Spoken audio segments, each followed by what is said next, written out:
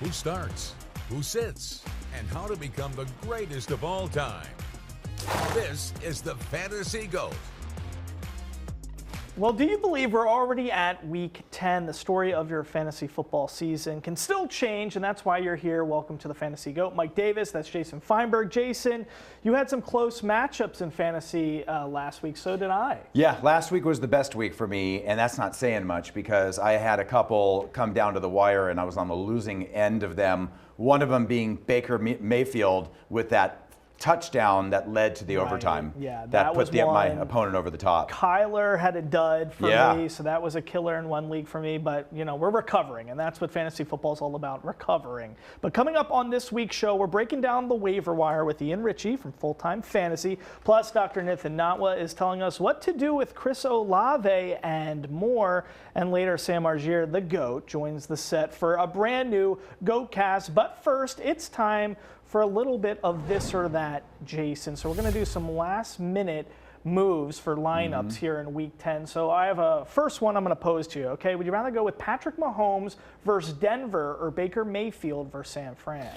I've got to go with Baker Mayfield. San Fran coming off the bye. They're fresh. They're going to be wanting to build on what's a really tough division and try to get the lead, which means that Baker Mayfield's going to be throwing a lot. We saw last week that he's able to throw without his two biggest weapons. So I got to go with Baker Mayfield. See, I'm going to disagree with you. I think listen, I love what DeAndre Hopkins showed last week with Kansas City. So to me, I think that's a positive. Kelsey is on the upturn. So I think this is going to be a set of weeks now where we're going to see a lot more of the high-powered offense from KC. So I'm looking forward to that. All right, but here's a next one. This is actually from a viewer, Jason. This or that for Week 10. Would you rather go with Calvin Ridley versus LA or Keenan Allen versus New England? Well, this is a what have you done for me lately, where Keenan Allen hasn't done much, and really none of Chicago wide receivers have done much. At least Calvin Ridley is getting tons of targets. Yes. What he does with them is hit or miss, but I'll still have to go with Calvin Ridley. Yeah, I think I'm going to go with Ridley as well. He's getting a lot of targets. It seems like the move off Levis has certainly helped him, and Boyd isn't really getting the amount of targets that we thought there. So Ridley, with D-Hop out and Boyd not doing much, Ridley has really become a fan favorite target there, as well as the QB's favorite target. The only problem is that Will Levis could be back. Yes, so we got to see what happens there. Finally, Jason, another viewer question. So a dilemma in the Jacksonville backfield. Would you rather go with Tank Bigsby or Travis Etienne as they go against Minnesota? So my guess is that Minnesota is going to have a pretty decent lead. In that case, I'd go with Travis Etienne because he's the pass catcher. We've seen Tank Bigsby can really run, but how much are they going to use the ground game versus passing to a running back? So I'll have to go with Etienne. Okay, I'm going to go with Bigsby. To me, it's a lot of this is the eye test. Every time I watch Jacksonville play, Bigsby just looks like he's doing more with his opportunities than Etienne. So I kind of like that. But listen, if it's one of these dilemmas, if you're in fantasy and you have these guys, because Etienne, you probably used a second round or a third round draft pick on him, so you feel compelled like you have to use him, whereas Bigsby was probably more of a waiver wire type of guy. But you got to work yourself out of that funk and make sure you use the guy who's really getting the proper touches. But all right, so a little bit of a differing opposing views there, Jason. Yeah, but not bad. We have to get Mariah in here. Not that she's going to answer those questions for us. She's got bigger fish to fry. Yeah, she's going to dish some dirt. Mariah Janos right now from Beat the Odds is here to share the results from last week's GOAT lineup. Hey there, Mariah. Hello, you guys. I don't have as much dirt this week. Really, I don't. I'm actually very nice this week. We're changing it up a little bit, switching up the vibes mid-season. We're officially into the second half of the season. The trade deadline is come and gone, showing which teams are getting serious about a postseason run and which ones have accepted their fate. There are quite a few, in fact. 9 2-win teams at this point, which is insane. Wow. But let's see if any of those teams still have some individual talent worth playing. So running through the results here, Jason, your team, you got quarterback Dak Prescott with 12 points in Dallas, running back Bijan Robinson, 21.5 points, wide receiver Terry McLaurin, 15.9, tight end Cade Otton, 21.7, for a total of 71.1. As for Mike, you got Sam Darnold with 21.4, Kareem Hunt, 21.7, Chris Olave, 2.3, Evan Ingram, 11.5, for a total of 56.9. So Jason gets back in the win column. Yeah. All right. And the GOAT race is tight. You both are 4-4 on the season. Now, as I mentioned earlier, 9 2-win teams. Yeah. But there still may be some diamonds in the rough. However, Jason, Dak Prescott is not one of them. Exiting the game down a hamstring. He's no diamond. He's simply just the rough. You know, like hold the diamond, we got the rough. And sticking with the injuries that are keeping those 2-win teams from progressing any further. Chris Olave, that's so tough, man. Injuries are out of our control. So I'm not going to harp too much on them, because what are you going to do? We just have to emphasize the fact that an injury can be the deciding factor in a winning or losing week, and that's completely out of our control. But aside from those 2 injured players, y'all made some really good picks this week. And I know it's against my nature to be kind, but I'll give credit where credit is due. Jason, aside from Dak, you know, it's a good week when scary Terry McLaurin puts up the least amount of points in your group with 15.9. You finally picked a tight end that produced in week 9. Cade Otton, excellent in the absence of Mike Evans, and Chris Godwin, 8 catches on 11 targets, 77 yards and a tutty. We love to see it. And Mike, I never thought I'd see the day where we are craving Sam Darnold in prime time, but here we are. Purple certainly is his color, so well done for both of you. But let me just put on my Dan Campbell hat really quick, hype you guys up for week 10. We're playing our best football right now. Let's keep it rolling. The job's not done, boys. Well done in week 9. Let's keep it going for week 10. All right. Which kneecap would you like me to bite? Your right or left? Do you know what? I think just take both of them at this point. Both of my patellas are done first. Why do you have to pick the week that I win to be nice? You know what? You both just delivered this week. Yeah. Aside from the injuries, y'all showed up. So well done. Yeah. Listen, Dan Campbell, Mariah Jonas, it's same thing. Right. Exact same thing. Either way, we're going to get you to run through a wall, and it's going to be good. Great culture builder. All right. Well, up next, the GOAT of fantasy doctors, Dr. Nithin Natwa, is joining the show. Make sure you don't go anywhere. He's going to help us out with those big questions on guys exactly like Olave, who hurt me. So we're going to be asking him all about it. That's next.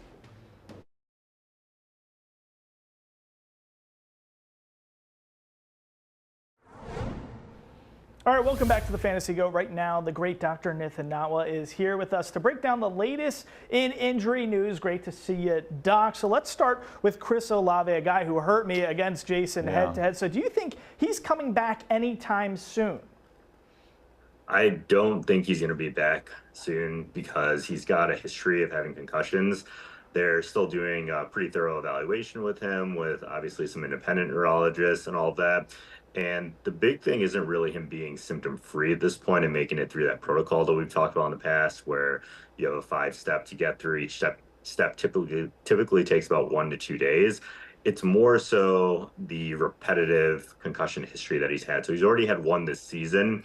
And at every level other than the NFL, pretty much if you have more than 1 concussion in the season, you get ruled out for the season. The NFL is a little bit of a different beast, but they still don't want it to be seen, obviously, as not, putting player health as a priority, which is why I think that he's going to be out for an IR period while they really ensure that all of his symptoms have completely resolved, and it looks like they're taking the appropriate amount of time before returning him back to play. Okay, yeah, that makes a lot of sense. And they're not really playing for much right now. No, one of the 9 2-win teams right now. So Doc, Mike played Chris Olave against me, and for the wrong reasons, it turned out good for me. However, I played Dak against him, who also was injured. But with Dak, it's almost like a sitcom. Like he says his right leg is hurting, but he's limping on the left leg. It's like, wait a minute, what's going on? He has so many. Pick an injury. It sounds like he had a hamstring strain, but it also seemed like he had a laceration on his hand, which they were trying to patch up during the game. and I made the mistake of calling the laceration injury as they were announcing the hamstring, so people just thought I didn't know what I was talking about. But I also heard words that they said the hamstring had torn off the bone, which is something like an avulsion injury, and it happens at the top of that image that you see right there, that white region that attaches to the bone. When you can have a really serious hamstring strain, it partially tears there, but also the tension is so strong that it pulls off a little bit of bone where that hamstring attaches. And if that's the case, then an IR period is honestly the short-term projection here, and I would say that he's likely out for about 5 to 6 weeks. Oh, wow. Yeah. Okay, interesting stuff there. That sounds super painful. But lastly here, Doc, listen, if you have some Nico Collins or CJ Stroud stock, you definitely want to listen up right now. So Nico owners and CJ Stroud owners are hopeful for a Nico Collins return. Break down what his return could look like this week, because it sounds like he's going to play. Or would you play him in your leagues? I would definitely play him. I didn't get a chance to check the report. The last I checked, it hadn't been announced. Do we know if he practiced today? No, Okay. We don't know yet. Okay, we don't know. Yeah, so in my opinion, they're just strategizing, and I'm a fan, by the way. But they are probably strategizing around their opponent this upcoming week. It sounds like he's passed all of his tests, and I would anticipate that if you pass all your tests and you're coming up against a tough opponent, you'd want one of your top weapons out there. So it just seems like I think he's going to play. And if for some reason he doesn't practice today, my concern level would obviously go up a little bit. Okay. But he's had more than enough time to recover from a hamstring, so I would expect to see him out here this weekend. Okay, yeah, big matchup there in Detroit Sunday night. Do you have a gut feeling? I know this one's not on the list, but a real quick gut feeling on Christian McCaffrey? I would put him into my lineup right away. Yeah. It sounds like he's pain-free. He's had more than enough time to recover from this. We talked about before, people think Achilles tendonitis is some sort of season-ending condition, and it's just a spectrum. It can be really severe, but it can also be really mild. So a lot of people are like, oh, he has Achilles tendonitis, he's going to be done for the entire season. And that's not the case. As long as you rehab it appropriately, typically it resolves without any further symptoms. Cool. All right, interesting stuff there. Thanks, Doc. Go follow @FantasyDocs on social for the latest and greatest up-to-the-minute fantasy injury news. Good luck this week, Doctor. We'll see you next time. All right, don't go anywhere. When we return, that guy right there, Ian Ritchie from Full Time Fantasy, he's got the waiver wire moves you need to make for Week 10. He's joining us after the break.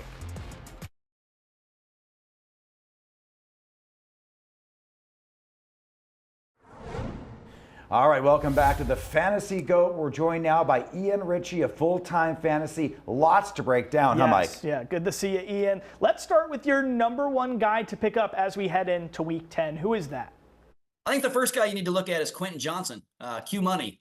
He was a first-round draft pick by Los Angeles in the first round in 2023. He was taken one pick after Jackson Smith-Njigba and one pick before Zay Flowers. And so there's a lot of really high expectations for him coming out. And he hadn't really performed. But Justin Herbert's really playing at an extremely high level right now. He's back to being fully healthy and looking really good. And Quentin Johnson's got 4 touchdowns in his last 6 games and is looking to continue that pace. So we expect him to have really, really high numbers here the rest of the season. All right, next up, you got a guy gaining traction in Cincinnati. That's tight end Mike Gesicki. What do you think about him, Ian? We like Gesicki for a couple reasons. One, he's always had a great receiving prowess. Right, he's the leading tight end in receptions from Penn State, who has a great tradition of tight ends coming out of Penn State. In Miami, he was a great receiver for them for many years before he spent 1 year in purgatory in New England. But coming over to Cincinnati, he's become a really good target and a really dependable target for Burrow, especially when T. Higgins is out. And T. Higgins in a contract year, so anytime that he's feeling even a little bit questionable, he's sitting out. And in those games, Gesicki has really, really big games. He had 6 catches for 100 yards and 2 TDs last week. He had 8 catches for 73 the week before. And with T. Higgins out and, probably sitting out more games the rest of this year, we expect him to have some really good numbers as well. He looked like Travis Kelce against Vegas. All right, but Ian, who's the last guy you got for us? The last guy I have, he's just a little guy, DeMario Douglas. He's a second-year player out of Liberty. He's only 5'8", but man, he's just a playmaker. And so what happens is you get a team like New England, who's behind in every game, right? And they're chasing. They got to throw the ball to catch up, And Drake May's a gunslinger. He comes in, he fires the ball, and he's looking for DeMario Douglas a lot. He had 9 targets last week. That's the 4th time this season he's had 9 targets. We expect him to be a heavy target hog the rest of the season and be really a volume guy. So I think DeMario Douglas with New England is a great pickup for you. He's going to get you a lot of receptions, especially in PPR leagues.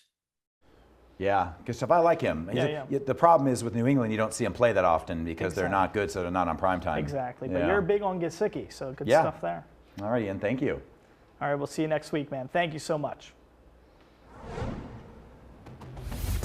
Fill up your beer steins. We're going to Germany this weekend. That's right, Carolina taking on New York. We've got that forecast plus a look at the most active weather here in the States for the weekend. All coming up in your Week 10 GOATcast.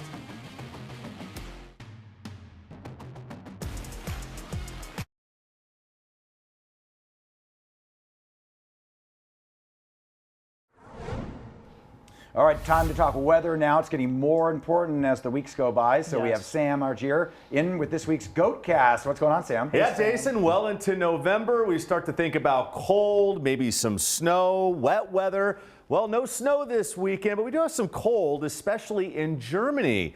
New York and Carolina will be kicking off. Of course, that's the earliest game on Sunday back here in the States. Biggest weather impact here in the U.S. We've got some wet weather and some wind in Chicago. Not looking like a major storm, but that will be the biggest weather impact this weekend as you start to think about your lineup. And then a lot of games, I have to tell you, late afternoon, evening, and even Monday night, all being played indoors. So not a ton of outdoor games this weekend, but let's head to Germany. As I mentioned, Carolina and New York going at it. Wind not an issue. Now this is an open air stadium with temperatures in the 40s. Now that's Fahrenheit, not Celsius, so it will be chilly for the players there. Again, that game in Chicago playing New England, 61 degrees, so cool on the lakefront there. Also windy. We're talking sustained wind pushing 20, so that could have some impacts for the kickers in Chicago on Sunday morning, early afternoon, depending on your time zone. And then Washington and Pittsburgh at 57. Hot and humid, or at least hot for November, as to be expected in Florida, 85 in Tampa Bay, and then Jacksonville at 77. And another outdoor game will be Kansas City, and the weather looking much drier this week at 60 degrees there. All indoor games, late afternoon, early evening. We've got 60s and 70s, Arizona, LA, and Dallas all hosting there. And then the Sunday night game indoors in Houston with Detroit at 71 degrees for all those tailgating in Houston. Then the Monday night game back in LA, taking on Miami at 58. There's a storm moving into Northern California on Monday night that will bring some rain into Southern California. But again, that game being played indoors. So just a little bit of weather impacts this weekend, not a whole lot. A lot of indoor games with the byes as well. The last week, the Arizona game, though, which was supposed to be indoors, had that roof open. There was hail. You're right. Yeah, and I was watching that game, actually, and I checked the radar, and there was like these little isolated storm cells. So they probably didn't really anticipate it. It was very, very isolated, but it happened to happen right over Glendale where the stadium is. Some of those drops of hail look bigger than Kyler Murray. Yeah, they did. They did. He's a tiny quarterback. Yeah, listen, I need Kyler to show out a little bit. But that 85 you mentioned, that's crazy. Yeah. Florida, November in Florida. I mean, Florida, it's like summer weather around Christmas time. Yeah. So, true. Interesting stuff. And maybe Carolina will just stay in Germany. Yeah, maybe. That would be the best thing for all fans. At this point. For sure. Yeah, all right, Sam, you're the best. That's Thank our you, GOATcast. We'll see you guys in a short second. We got a quick commercial break.